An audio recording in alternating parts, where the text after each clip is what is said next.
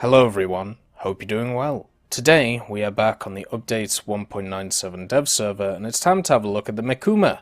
The Mikuma is a new Japanese cruiser and it is going to be a premium for the Japanese in rank 4. It is a light cruiser, it is a Mogami class, it is exactly the same class as the Suzuya that you see here, and it does share a lot of similar traits to it. These similar traits are mainly in the form of all of the guns.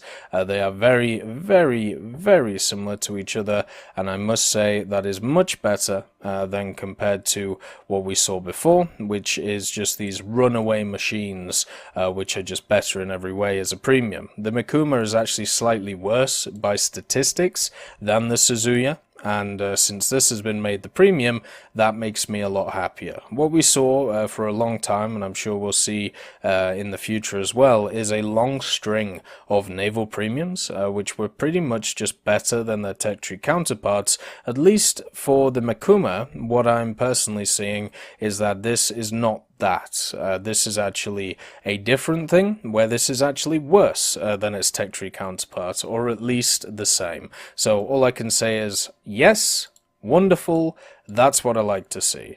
So let's talk about the Mikuma. It has 5 sets of triple-mounted 155mm turrets. It has 4 sets of dual 5 inches in the center that you can see here.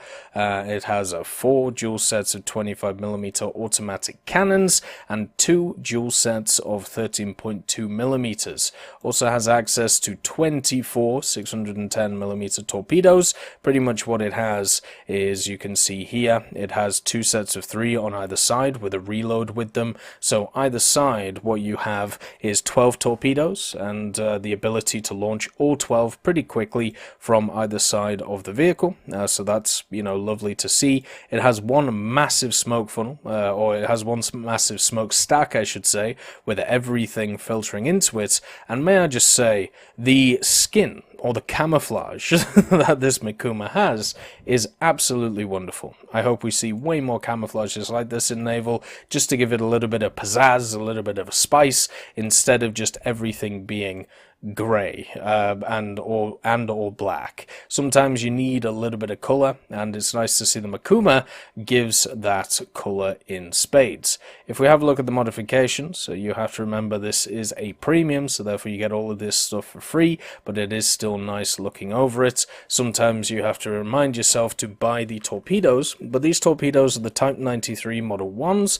These are some of the best in the game. The Japanese torpedoes are easily the best in the game, just because they have the best range and also pretty good speed as well. So you can see right here, the travel distance is 20 kilometers on these specific torpedoes, so they're going to go the majority of most maps. They also have a lovely explosive mass in them, and they're generally pretty quick as well at 91 kilometers an hour, so even dodging them is hard to do. All of the Japanese machines, all of the destroyers have really nice torpedoes, and it seems like that is carried on as tradition with these higher tier vehicles as well. So I'm very happy to see that when it comes to the game. When we talk about the 155mm, they only have 2 shells. They have a HE shell, which has 3.39 kilos worth of TNT equivalent in it, and then they have an AP HE BC shell, which pens an absolute metric ton, but it struggles when it comes to explosive mass equivalent damage. So it's pretty much, do you want to penetrate and maybe ammo rack or maybe do a bunch of damage, or do you want to use HE and just try and blast it to death by just cracking skulls? The 127mm, which are the 5 inches as well, they have access to HE and HEDF, so they are primarily anti-aircraft guns, and the 25mm and also the 13.2s are exactly the same way as well. So everything is pretty much geared towards anti-air, apart from the main guns of the Mikuma, so you've got to make sure to use them against surface targets to give them a good rogering, I suppose, is the way to put it, just to make sure that, they don't come back. But I just really enjoy the skin on this plane. One of the things that I found, so you can see the beautiful new explosions and new smoke effects that they've added, but another thing as well that they've added is some new fire effects, and I'm hoping that I can show them with one of the volleys. You can kind of see it with that plane up there with the amount of smoke and the amount of black smoke that causes. There's an absolute ton of it, and it's nice to see it, you know, be represented in the game.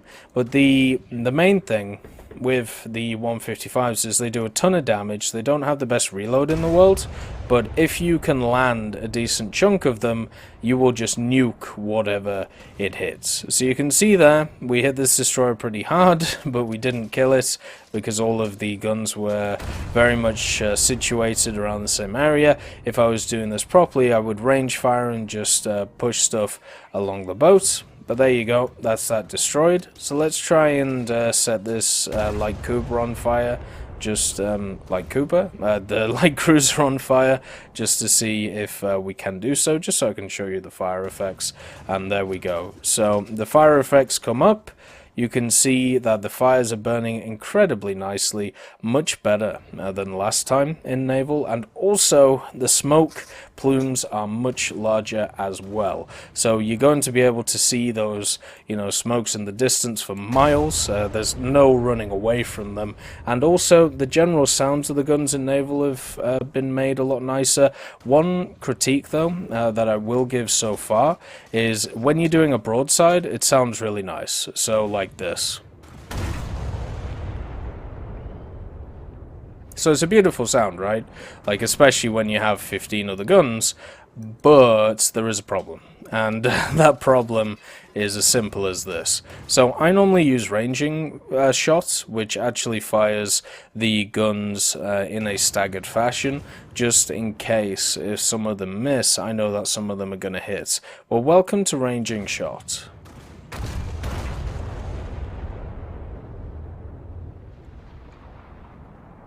So do you see the problem?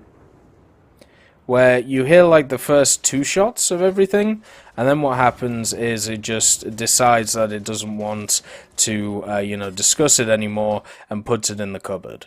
So that is an audio issue, which hopefully will be solved by the time the update comes out.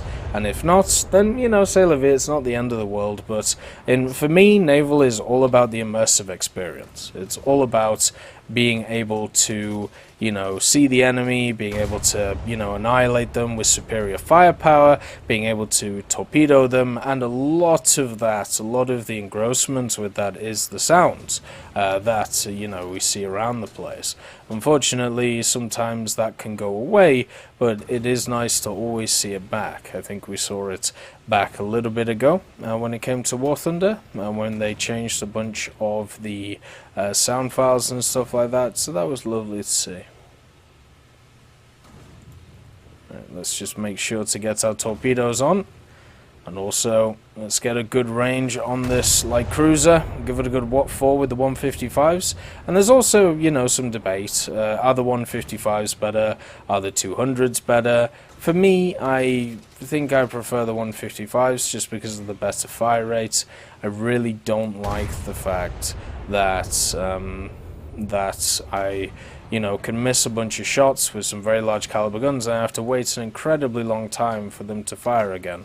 As somebody who doesn't have great crews on a lot of their you know, a lot of my destroyers and cruisers and stuff, I think being able to, you know, being able to reload faster and faster and faster is much better to do than, you know, just having like one donk shot, which is sometimes what you see with this, you know, machine. Obviously, with the advent of this class, it's very similar to the one that, you know, we've already seen in the tech tree.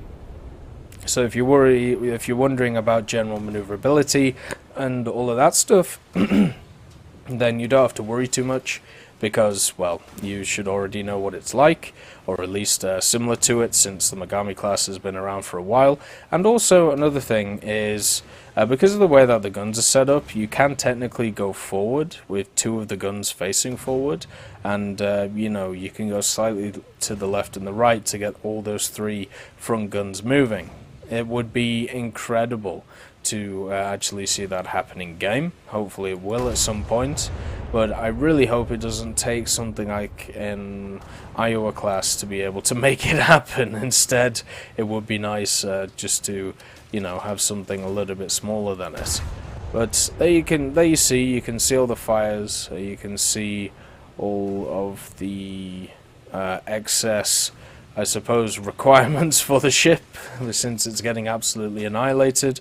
But it is nice to see this premium. I thought we would get a Soviet premium, just because of the fact that the Soviets got a top-tier cruiser, but they got a premium destroyer instead, and it looks like the good old Japanese, the second best nation in naval right now, is getting this wonderful machine.